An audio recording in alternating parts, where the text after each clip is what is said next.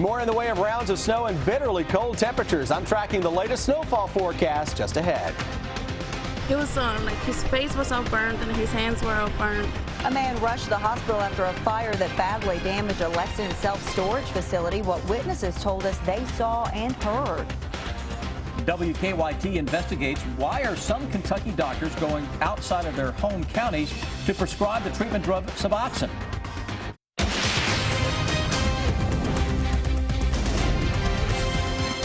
WKYT News starts now with First Alert Weather.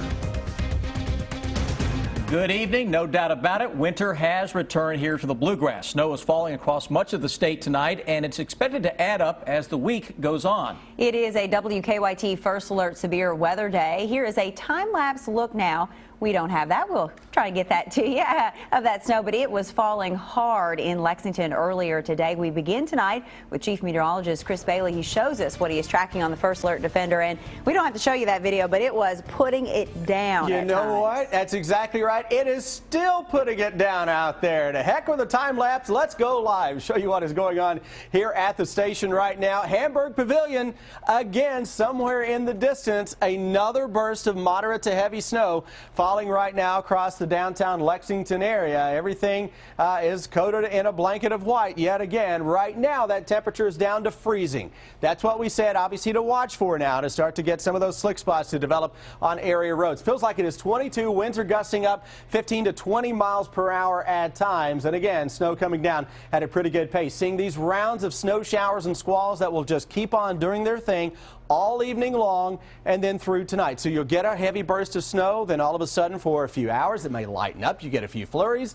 and then you rinse and repeat, do it all over again a few hours later. Those bursts of snow getting into parts of eastern Kentucky as we speak. Moorhead, Frenchburg, down to Campton, Stanton, and Clay City. Good folks in Powell County getting in on some of those snows. Lexington Metro, snows are picking up across the downtown area. A little bit of a break on the far southwestern side of Fayette County down toward Keene and Nicholasville into Jessamine County. But overall, most of Lexington seeing some locally moderate to heavy bursts of snow. And watch it develop back to our west.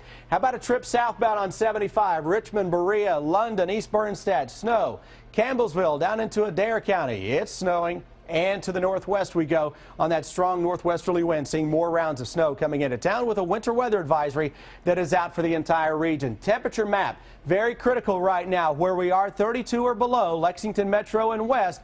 Roads are going to begin to become snow covered on some of those lesser traveled roads and bridges and overpasses. Winds, by the way, making it feel like teens just to our west. When I come back in a few minutes, we're going to track additional rounds of snow showers into town. We'll talk about snowfall totals with this. And guys, I'm looking toward the weekend and more possible snows and Arctic air. That's in a little over 15 minutes. Chris, thank you. Lexington streets and roads crews spent the day preparing for the snow. They plowed all city roads during the winter storm last month. But that likely will not be the case this time. Caitlin Settner explains why as she continues our First Alert Weather Team coverage. Caitlin?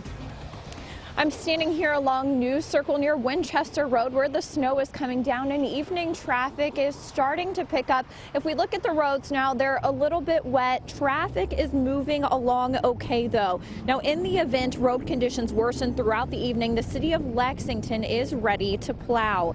The city has an ice and snow patrol plan to make sure roadways and walkways are safe for travel, but some roads are of higher priority than others, and that decision is based on traffic volume.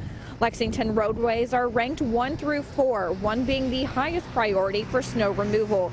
Roads like Main Street and Newtown Pike are plowed first and foremost. The smaller, more secondary roads are plowed after. The lowest priority streets are subdivisions, but some streets don't rank at all. Not unless we reach 5 inches of precipitation, and then you'll start to see additional roads cleared in the neighborhoods. And then, of course, if we get 8 inches or more, then we bring in additional contract help.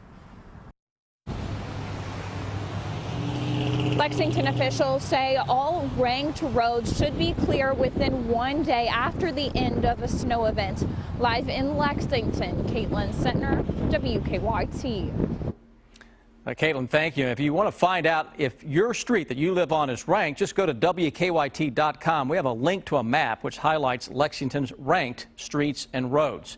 And you can track snow along with the latest traffic situations and the WKYT Weather Plus Traffic app. You can download it for free in the app or Google Play stores. It forced some people living and working nearby to evacuate. Tonight, investigators are trying to figure out what caused a fire that ripped through a Lexington self-storage facility. The fire started around 2 this afternoon along James Court near the intersection of Winchester and New Circle Roads. Victor Puente joins us now live with the very latest. Victor? Firefighters tell us 3 different buildings were damaged by that fire. Investigators are still going through the smoldering remains, trying to figure out how it started. They just told us they should know more within the next 3 days about what started those flames. A witness said the fire started in a storage unit where a man was working on a motor. She said he came running to her door with burns on his hands and face. He was taken to the hospital by ambulance. His mother-in-law tells us he's expected to be okay. Firefighters say one of the buildings partially collapsed and flames spread to 2 other buildings housing storage units. Police say they evacuated 2 homes and a business near the fire. Those people have been allowed to return. Firefighters also had to take some extra precautions because of small explosions that were heard during the fire. We began working under the assumption that it was small arms ammunition. That's kind of what it sounded like. So we took appropriate measures to keep our folks safe and still be able to do a fire attack. What it is yet to be determined. That's one of the other things the investigators will look at and see, The victim's mother-in-law tells us that even though he's doing better, the family is still pretty upset. That's because his dog, a Rottweiler named Roxy Joe, has been missing since the fire started. Live in Lexington, Victor Puente, WKYT. Victor, thank you. A ramp from Winchester Road to New Circle was shut down because of the smoke, but it has since reopened. Doctors often write prescriptions for their patients, but why are some of them traveling across county lines to prescribe the treatment drug Suboxone? Law enforcement leaders want to know why, and we decided to look into it as well. WKYT investigative reporter Miranda Combs takes us now to Laurel County. It's abused equally as much as the drug it's administered to help you withdraw from. It's a complicated issue. Everyone, I'll lay him down, you pick him up, okay? Okay. One with many sides and opinions. If it wasn't for this, I don't know what I would do. I would probably be dead. We tried to cover them. The latest took us to the southern Kentucky town of East Bernstadt, just outside of London. There is a Lexington doctor here who commutes at least twice a month, and we wanted to know why. Hey, I'm Miranda Combs. I'm with WKYT. We aren't going to use her name because as far as we know, she's not under investigation. But law enforcement officials are concerned about doctors who travel to different counties and prescribe Suboxone. Okay, thanks. We'll be right out here. Thanks. We will. This is Renew Recovery, an accredited treatment center. The parking lot was full the day the doctor was in. How often does she come down here? Do you know? Don't know. But regularly? Yep, I think it's every 2 weeks or every week, something like that, I'm not sure. Okay. We did find that she is an OBGYN doctor out of Lexington with an active medical license and good standing. My curiosity is why she would come down here to London to write prescriptions for Suboxone. That is Renew Recovery's attorney on the phone. She called asking us to leave the property. Dan Smoot with High Intensity Drug Trafficking Area calls Suboxone the most abused pharmaceutical drug in eastern Kentucky right now. He says he's never heard of Renew Recovery or the doctor at the clinic.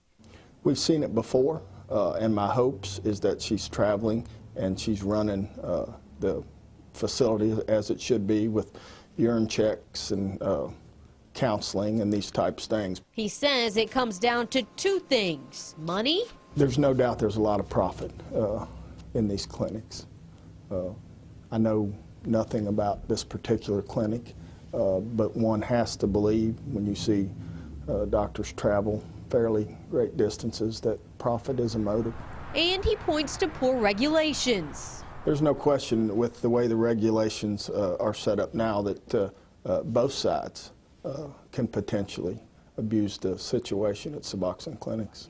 From the physician's side, Smoot says it's too easy for any doctor to get certified to prescribe Suboxone. It's an 8-hour online class. After that, the Drug Enforcement Agency gives you a waivered license to prescribe the drug. Why do you do this? Oh, I love it. Because so many patients get better. Dr. Mark Jurish, president of the Kentucky Society of Addiction Medicine, says doctors traveling to other counties to treat addiction isn't strange. It has to do with patient access to treatment. What is your response to law enforcement that feel like physicians traveling just to fill prescriptions for buprenorphine are a big problem for this state and adding to the epidemic? You know, the access to treatment is really very difficult, and there definitely are underserved areas in the state of Kentucky. Is this a moneymaker, though, for these doctors? It is a moneymaker, just like the practice of medicine is. Obviously, physicians want to earn a living. Jurish says most clinics are cash only because insurance reimbursements are too low. And in regard to law enforcement's other rub of minimal training, Jurish says he does have concern that doctors may not have the background in substance abuse, something he's working on fixing on a state level. Back at Renew Recovery, the OBGYN out of Lexington was not available to talk.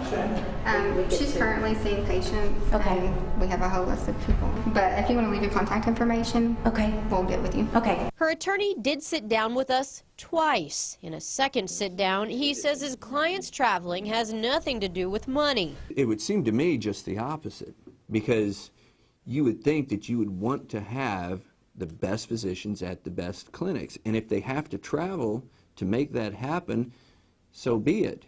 According to the Kentucky Medical Licensure Board, her medical license is active and in good standing. And her attorney says she has her DEA license to prescribe Suboxone. I understand that law enforcement, they have a job to do. But so do the physicians. And these physicians are trying to do the best they can. And we've been working on this story for several weeks now, and one of the problems that stuck out to us was the challenge, at least from what we could determine, to find out if a doctor has completed all their requirements, both federal and state, to prescribe Suboxone. You're right, there's a lot of different sides to this. Is this getting the attention of state lawmakers? I spoke to Whitney Westerfield, the state senator, today, and brought it to his attention, and he's like, wow, we really need to look at that, and said he was going to meet with people today, so possibly some changes could come shortly on the regulations. All right. Look for a follow-up. Yeah. Thank you. New tonight, the number of possible cases of salmonella-related illnesses in Estill County continues to grow. Today, the Estill County Health Department says nearly 50 people have now been reported getting sick between January 19th and February 2nd. Health leaders suspect at least 23 of those are suspected salmonella cases, and they're still waiting on test results for the others.